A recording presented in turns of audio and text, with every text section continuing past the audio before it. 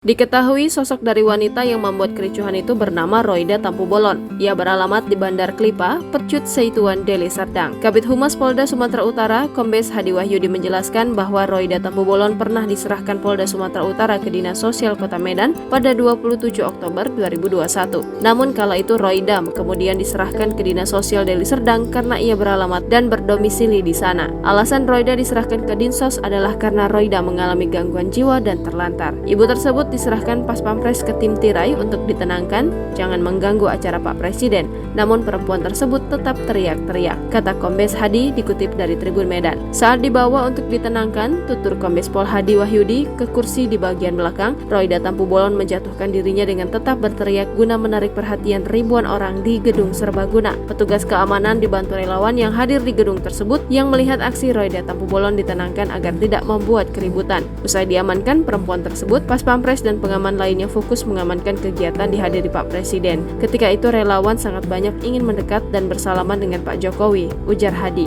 Roida Tampu-Bolon ternyata juga sempat viral pada tahun 2018. Kala itu ia memviralkan aksi pungli saat membuat laporan ke Polsek Seituan. Aksi pungli itu direkam oleh Roida dan diunggah ke akun Facebook miliknya. Dalam video itu terlihat Aibtu DB dan Brigadir MS meminta uang pelicin untuk mengerjakan laporannya. Tak hanya itu, Roida pernah mengunggah foto ia dan anaknya tidur di Polrestabes Medan. Hal itu dilakukannya untuk mendapatkan perlindungan.